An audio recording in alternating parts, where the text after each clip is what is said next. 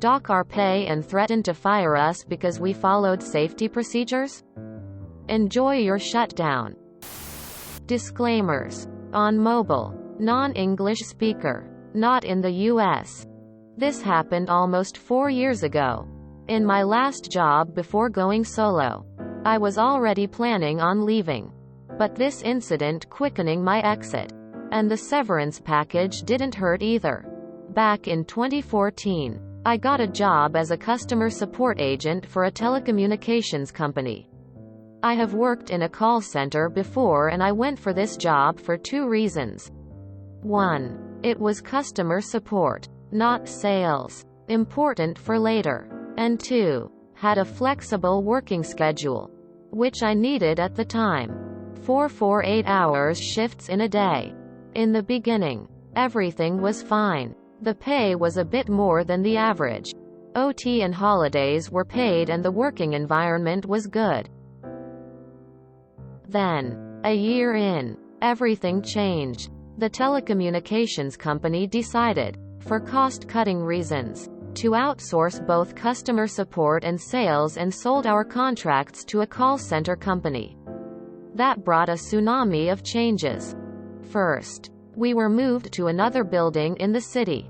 Much bigger, which hosted only call centers. Second, the 2 departments were merged in one. That meant that a lot of people lost their jobs. Between 140 to 160. The merger also meant that the people that were left had 2 jobs to do. Customer support and sales. They went for a 3-to-2 rotation. 1 week UDIDN, 3 days of CS and 2 days of sales. The next 3 days sales, 2 days CS. The only shift exempted was the night shift. Thank God for nights. Third was the pay cuts. That wasn't evident at first. But it was there. They cut our hours from 8 to 6. But because we worked 8 hours, we had 2 hours OT. The commissions from sales also helped at the beginning. And finally, it brought a change of culture in the workplace. Before the merger, we were relaxed and didn't have goals or cutoff times. CS can take a lot of time, especially for changing providers. Now we had monthly sales goals and a minimum and maximum call time. Minimum of 3 minutes, maximum of 10. For a year, things were kind of okay. Then the real problems started. First was the delaying of OT and bonuses payments. Then, almost all of our managers quitted and the new ones, brought over from other call centers, that were more tin tyrants than managers. Raising the targets for daily calls and sales to unrealistic targets didn't help either. We started to become a meat grinder. People were leaving and new employees didn't last long. 4 months on average. New policies were implemented that made no sense. Like if you're 10 minutes or more late, you had an hour of your pay docked. During that time, me and some other experienced employees were writing everything down, just in case. A couple of major incidents happened. One I described in a previous post. But the worst was about to happen.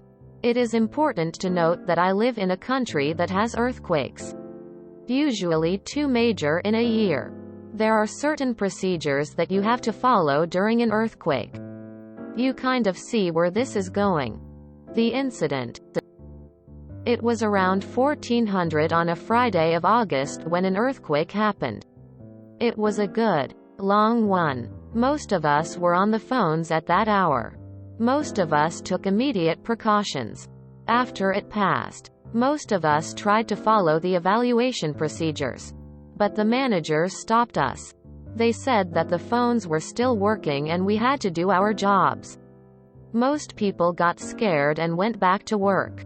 But me and a few others, about 10 in total, walked out. 10 minutes later, we all got a call from HR that because we walked out, our pay for the day was docked and if we didn't return, we would be fired. 15 minutes after that, the first aftershock hit, bringing down the power, forcing them to evacuate the building.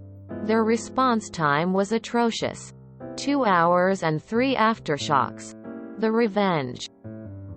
The same afternoon, we had contacted our union and filed complaints.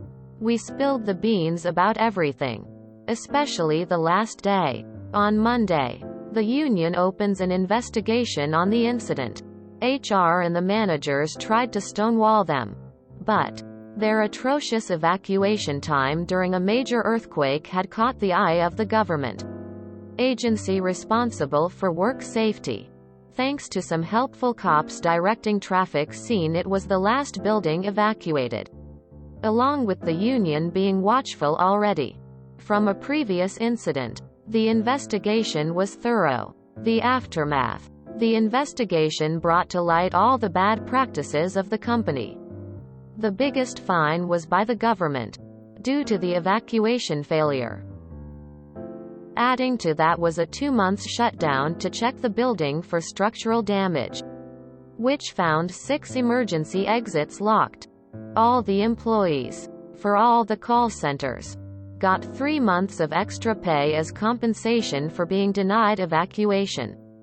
Then came the labor laws violations. Everybody was paid in full for the day, plus OT, heavily inflated because it was late. The 10 of us that walked out got a severance pay in the low 5-digit scale. The call center company, having to pay the fines while having about 40% of their call centers shut down for 2 months, lost some very lucrative contracts. It managed to barely survive, until it was bought out by another call center company in 2019. Local call center tries to shake employees to death, pays overtime instead. I worked in a call center almost 15 years ago. Too much pressure. Inhumane managers. Mandatory OTs. Money was good but not the trauma. I am so glad that things worked out for you and your colleagues. Thumbs up. 6 emergency exits locked! Exclamation mark. Exclamation mark. It's a wonder no one died. Satisfying. Sorry, but referencing to severance pay in the low 5-digit scale tells the readers nothing, as neither currency nor location is disclosed. WTF were those managers thinking? Good story though. I'm so pissed off for all of you. Someone could have died. Ah, you wrote about Grumpy. We started to become a meat grinder. People were leaving and new employees didn't last long. 4 months on average. New policies were implemented that made no sense. Like if you're 10 minutes or more late, you had an hour of your pay docked. This is all too common in any capitalist country. It's always a race to the bottom, never the top. For all of us in the US, I want to point out something. I got a job as a customer support agent for a telecommunications company. Quote, okay, they work in a call center. Common job, even in the US. 1. It was customer support, not sales. Important for later. And 2. Had a flexible working schedule, which I needed at the time. 4 8-hour shifts in a day. Quote, nice perk. Flex work time. Don't see that too often in the US. The pay was a bit more than the average. OT and holidays were paid and the working environment was good. Quote, must be nice. US call centers from what I saw pay average wages. Quote, but this incident quickening my exit. And the severance package didn't hurt either. Quote, wait. What? A severance package for a call center job that has flex time?